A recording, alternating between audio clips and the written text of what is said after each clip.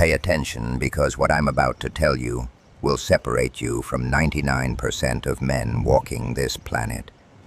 Most men move through life surrounded by people, drowning in social noise, constantly seeking approval from crowds that don't even notice when they disappear. They believe connection equals security. They think the volume of voices around them somehow validates their existence. They're completely wrong.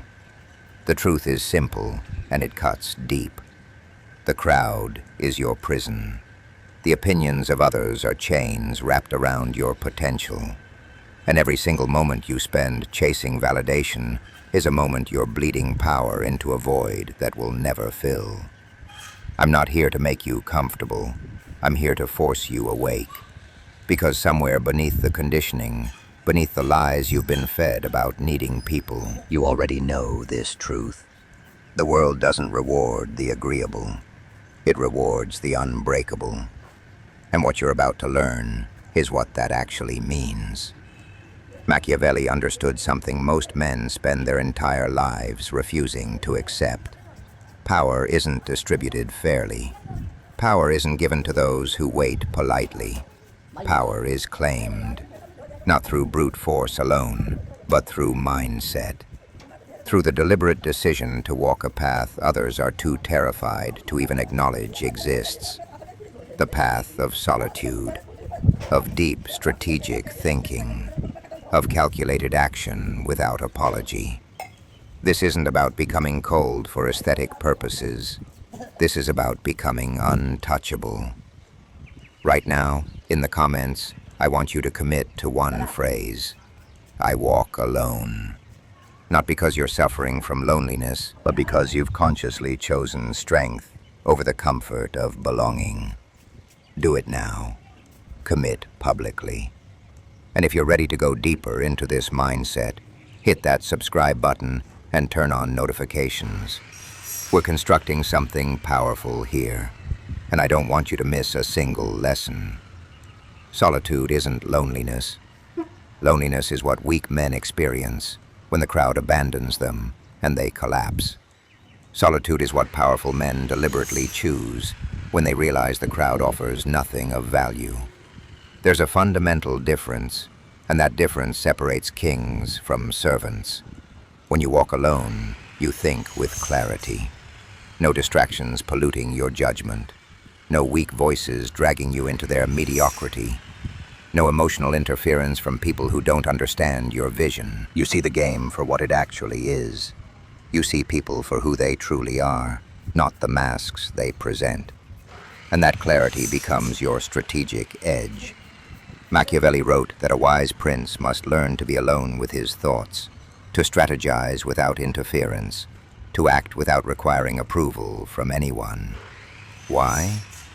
Because the moment you need someone's permission to move, you've already surrendered. The moment you fear being misunderstood, you've already compromised your position. Solitude teaches you something the crowd never will: complete self-reliance. You stop asking what will they think and start asking what do I want. You stop reacting to the world's chaos and start shaping reality according to your design.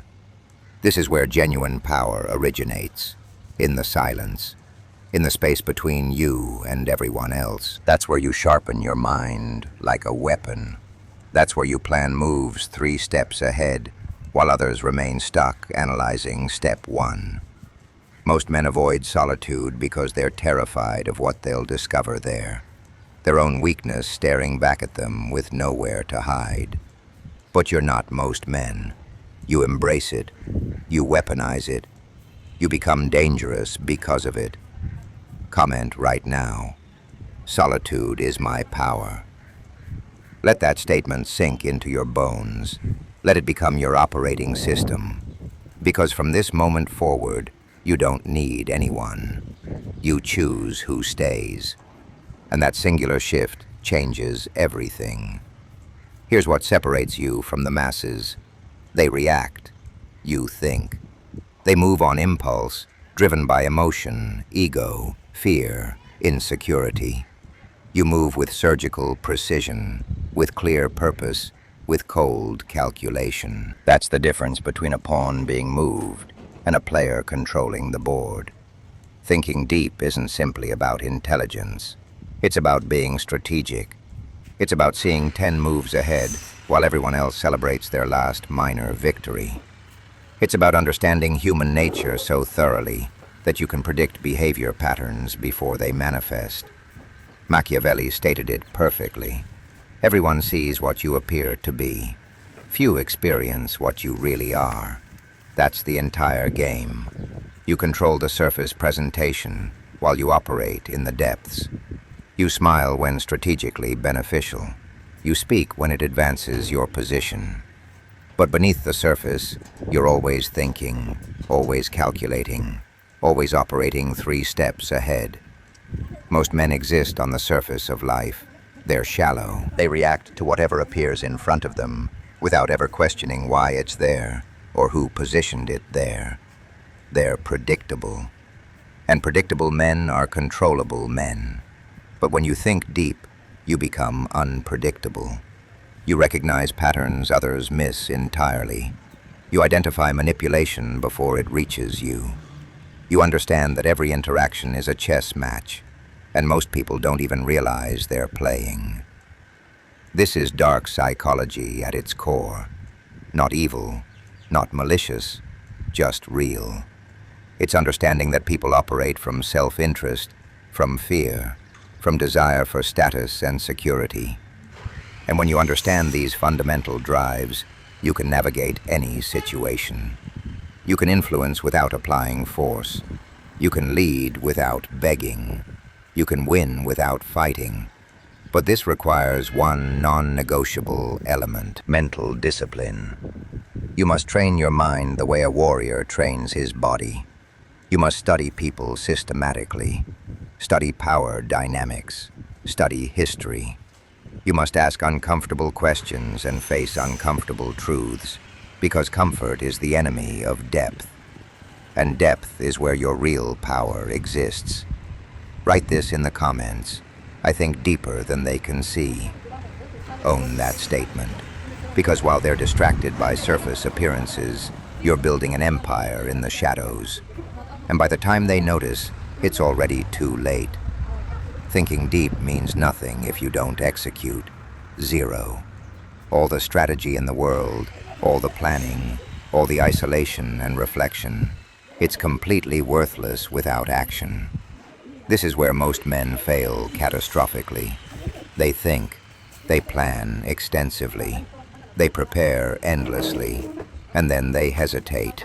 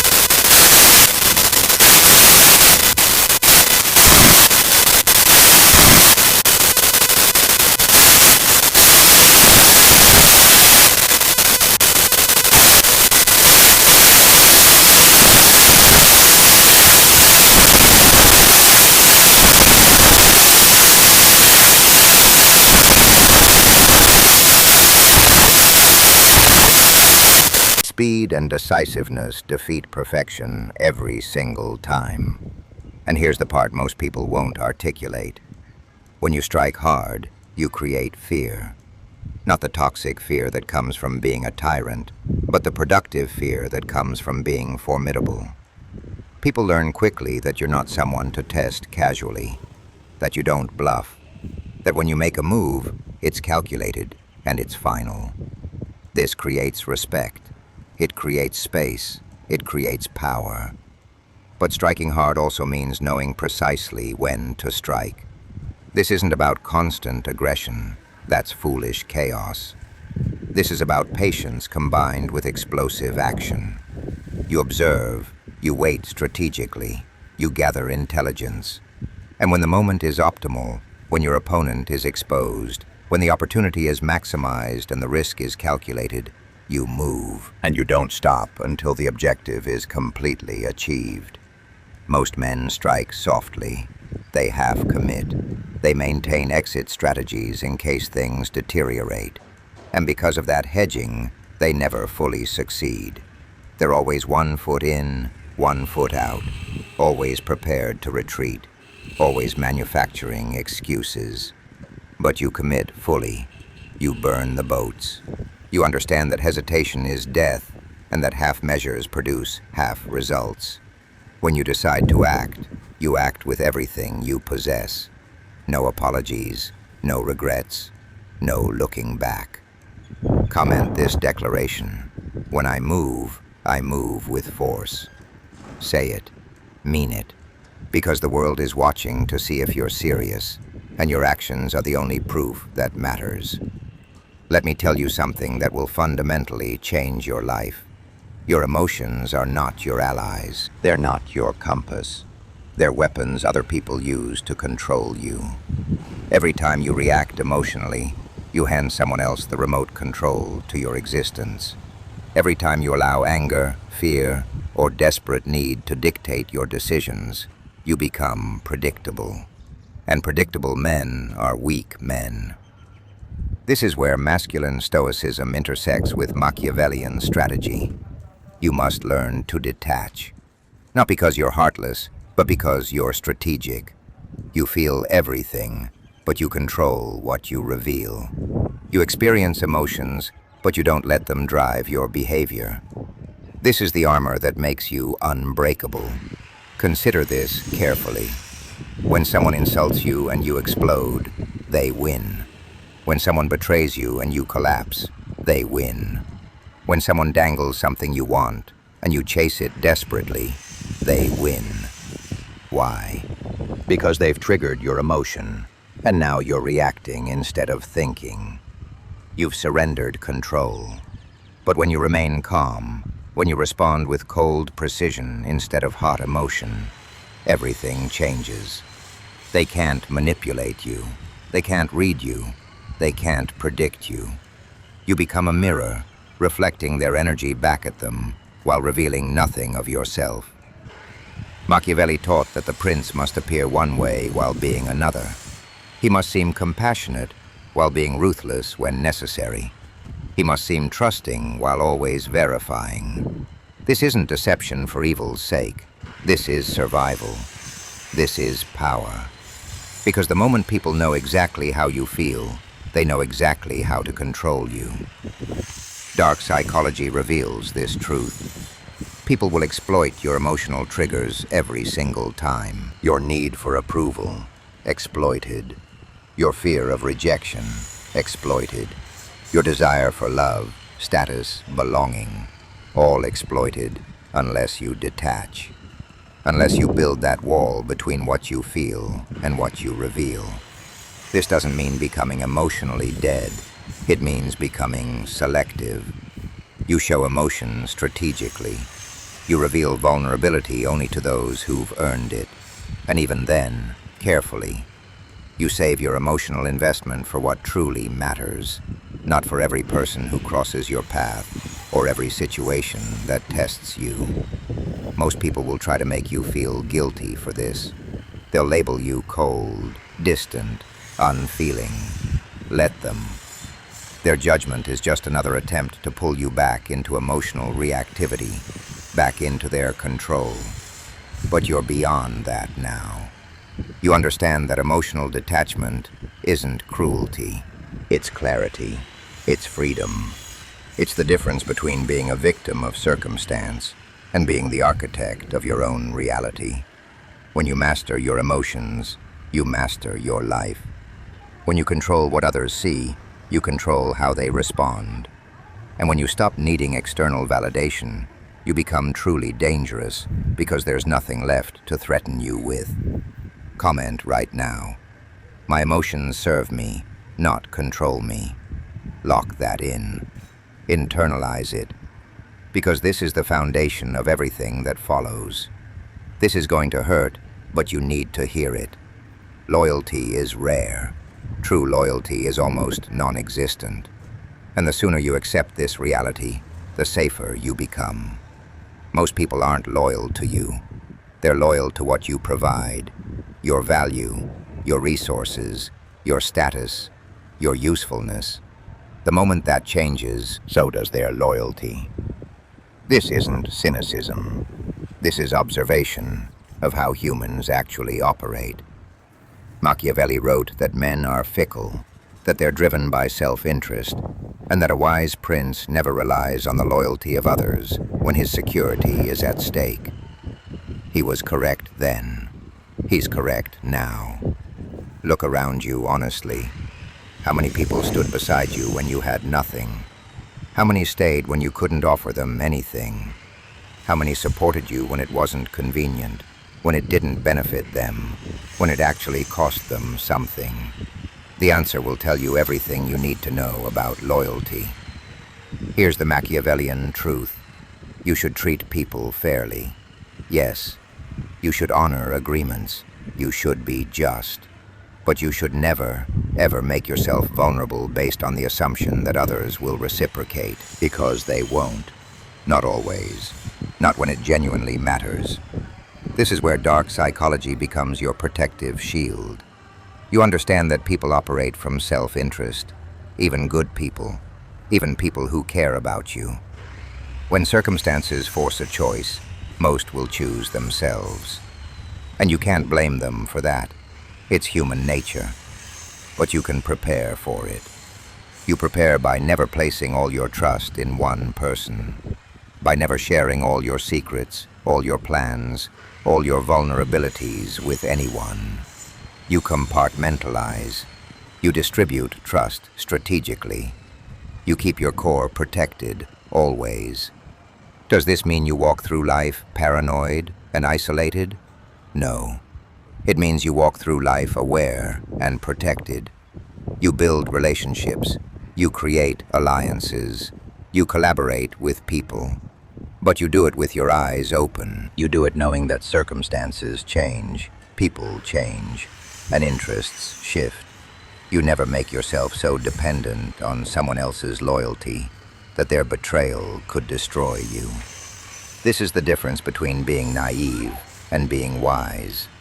Naive men believe in unconditional loyalty. They give everything, trust completely, and then act shocked when they're betrayed. Wise men understand that loyalty has conditions, even if unspoken ones, and they plan accordingly. Here's your operational framework.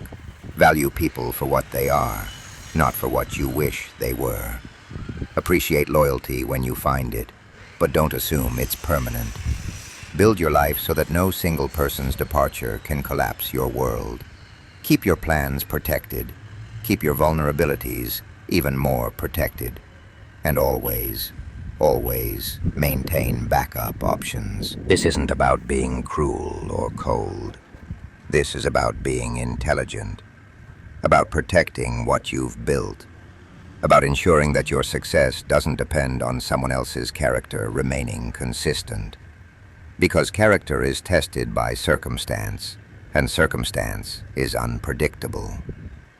Machiavelli said it is better to be feared than loved if you cannot be both. Why? Because fear is reliable. Love is fickle. Fear is based on consequence. Love is based on feeling. And feelings change like weather patterns. You don't need to make people fear you, but you do need to make them respect the fact that betraying you has consequences, that you're not someone who forgives easily or forgets quickly, that crossing you isn't worth whatever short-term gain they might extract from it.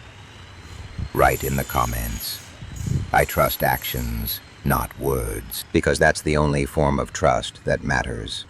Words are cheap, promises are easy, but actions reveal truth. And when you judge people by what they do instead of what they say, you'll never be blindsided again. Here's a secret that powerful men have understood for centuries. The world doesn't respond to who you are. It responds to who you appear to be. Your reputation, your image, the mask you present to the world.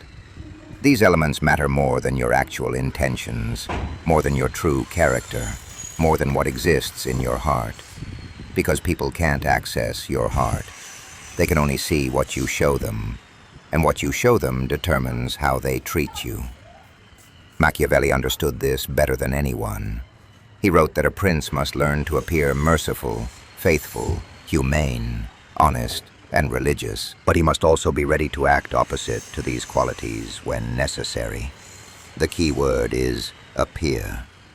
You control the narrative. You shape the perception. You decide what people see, what they believe, and ultimately how they respond to you.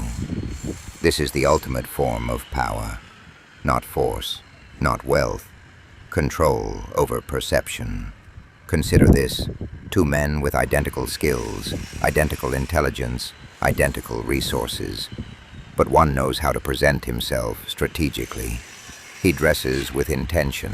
He speaks with controlled confidence. He manages his reactions. He creates an aura of competence and authority. The other, equal in ability but careless with his image, sloppy, reactive, transparent. Who receives the opportunities? Who commands respect? Who accumulates power? The one who controls perception. Every single time. This is dark psychology at work. People make judgments in seconds. They decide if you're strong or weak, competent or incompetent, trustworthy or suspicious, all based on surface-level cues. Your body language, your tone, your appearance, the energy you project. And once that judgment forms, it's incredibly difficult to change. So you must be intentional, strategic, deliberate about every aspect of how you present yourself. This doesn't mean being fake. It means being selective about what you reveal and when you reveal it. You don't show weakness to people who haven't earned your trust. You don't reveal your full strategy to people you're negotiating with. You don't expose your insecurities to those who might weaponize them against you. You wear the mask that serves your purpose. In business, you're confident and decisive. In conflict, you're calm and unmoved. In social settings, you're charming but mysterious. You give people what they need to see, nothing more. And here's where it becomes powerful. When you control what people see, you control how they feel about you.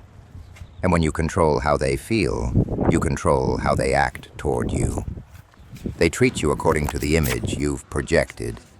If you project strength, they approach you with respect. If you project weakness, they approach you with contempt or pity. It's automatic, it's unconscious, and it's completely within your control. But the mask must be consistent. This is crucial. You can't be strong on Monday and desperate on Tuesday. You can't be confident in public and needy in private, not if those private moments can become public. The mask must hold always, because the moment it slips, the moment people see contradictions, your power evaporates. Machiavelli also warned never to appear too perfect, too flawless, because that creates suspicion and envy. You need calculated imperfections, small vulnerabilities that make you seem human, relatable, but never weak. Maybe you admit to a minor flaw that doesn't actually threaten your position. Maybe you show emotion in carefully chosen moments that benefit your image. Strategic authenticity. This keeps people off balance. They think they know you. They think they've seen the real you. But what they've seen is exactly what you wanted them to see. Nothing more, nothing less. Comment this statement: I control what they see. Own it, because your image is your armor. Your reputation is your weapon.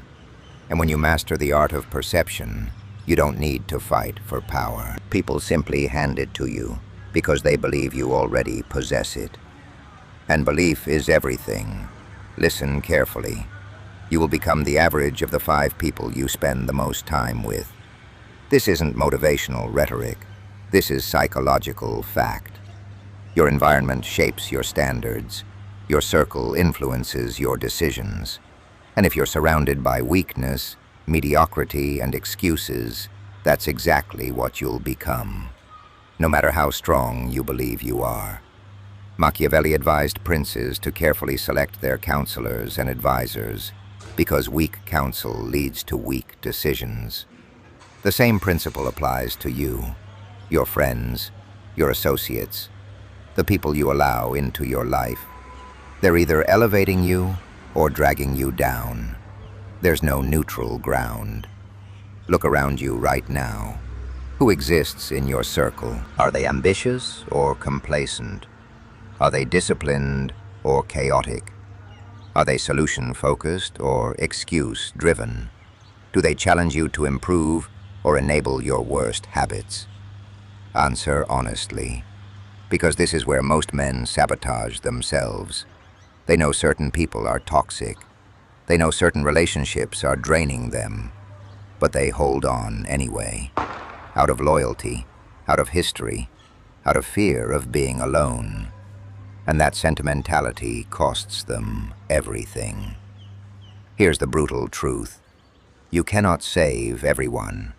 You cannot carry dead weight and expect to climb mountains. You cannot allow people who don't respect your vision to have access to your energy. Every minute you spend managing someone else's drama, fixing someone else's problems, or defending your choices to people who will never understand, is a minute stolen from building your empire. This is where ruthlessness becomes necessary. Not cruelty, ruthlessness. The willingness to cut ties, establish boundaries, and walk away from people who no longer serve your growth. Even if they're family, even if you've known them for years, even if cutting them off feels harsh. Because what's harsher? Protecting your future or sacrificing it for people who wouldn't do the same for you. Dark psychology teaches us that people will take as much as you allow them to take. They'll drain your time, your energy, your resources as long as you permit it. And the moment you start establishing boundaries, they'll call you selfish. They'll guilt you. They'll attempt to manipulate you back into the role of caretaker, of emotional support, of endless availability. Don't fall for it. Their reaction to your boundaries tells you everything you need to know. If they respect it, they're worth keeping around. If they fight it, they were using you. Simple as that. Now, this doesn't mean you become isolated or destroy every connection. It means you become selective, intentional, strategic about who receives access to you. You build a circle of people who are on your level or above it. People who are moving in the same direction. People who understand the value of time, discipline, and mutual growth.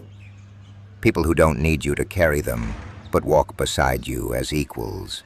This is your council, your inner circle, and it should be small, tight, protected, quality over quantity, always. 5 strong alliances are worth more than 50 weak connections. 5 people who genuinely support your vision are worth more than 500 who just consume your content or appear when it's convenient. Build your circle like you'd construct a fortress. Strong walls, few gates, carefully vetted entry. And once someone proves they don't belong, you remove them quickly, cleanly, without drama. Comment right now. I protect my circle like I protect my mind.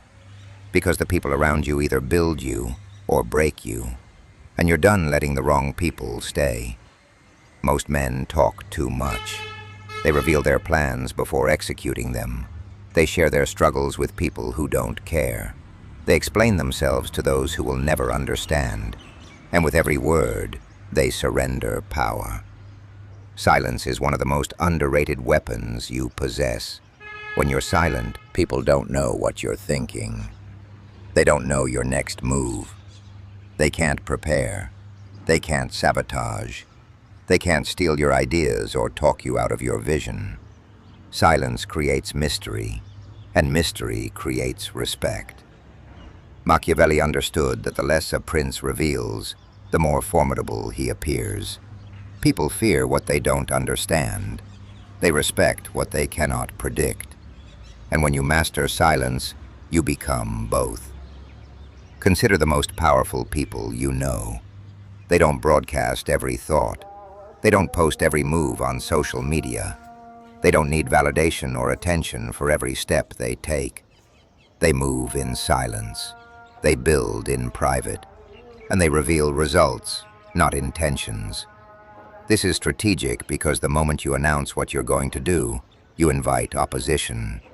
You invite doubt. You invite people to explain why it won't work, why you're not ready, why you should wait. And even if you ignore them, their words plant seeds of hesitation. But when you move in silence, you eliminate all of that. You protect your mental space. You maintain momentum. And when you finally reveal what you've built, it's too late for anyone to stop you. Dark psychology shows us that people are more influenced by what they imagine than by what they know. When you're silent, their imagination fills the gaps. They assume you're more powerful, more prepared, more dangerous than you might actually be. And that assumption works in your favor. Silence also protects you from manipulation. People can't use your words against you if you haven't spoken. They can't twist your meaning or quote you out of context. Loose lips don't just sink ships. They destroy reputations, relationships, and opportunities. Every unnecessary word is a potential liability. Here's the practice. Speak only when it adds value, when it moves you closer to your goal, when it's necessary for the outcome you want. Everything else, keep it to yourself. Your struggles, your doubts, your plans, your private victories. These are yours alone. Share them only with those rare few who've earned that level of trust. And even then, be selective. Let your actions speak. Let your results do the talking. Let your presence communicate what words never could. Because in a world full of noise, silence is magnetic. In a world full of people desperate for attention, restraint is powerful. When everyone else is shouting, the man who remains calm and quiet commands the room. Write this in the comments. I move in silence. I speak through results. Lock that in, because talking is cheap, common, and forgettable. But results are undeniable, and silence makes them even more powerful. Here's what you need to understand. Everything I've told you, you already knew. Deep down. Beneath the noise, beneath the conditioning, beneath all the lies society told you about being nice, being agreeable, being easy to understand, you knew. You've always known that power comes from within, that strength is built in solitude, that the world respects action, not intention. You've always known that most people can't be trusted completely, that your image matters, that your circle determines your trajectory, that silence is strategic. You knew all of this. You just needed permission to accept it, to live it, to become it. So here's your permission. You don't owe anyone your vulnerability. You don't owe anyone your energy. You don't owe anyone an explanation for choosing yourself, for walking alone, for thinking deeper than they can see. This path, the Machiavellian path, it's not easy. It's not popular. People will misunderstand you. They'll call you cold, calculated, distant. Let them. Their judgment is irrelevant. What matters is this. You're building something unbreakable, a mind that can't be manipulated, a presence that can't be ignored, a life that can't be controlled by anyone but you. You walk alone because you're strong enough to. You think deep because you refuse to be predictable. You strike hard because hesitation is death. And you do all of this not out of anger or bitterness, but out of clarity, out of self-respect, out of the understanding that in this world, you're either the architect of your reality or a victim of someone else's. You've chosen to be the architect. Comment one final time. I am unbreakable. Say it, mean it, live it. And if this resonated with you, hit that like button. Subscribe to this channel. Turn on notifications, because this is just the beginning. Welcome to power. Welcome to clarity. Welcome to becoming untouchable.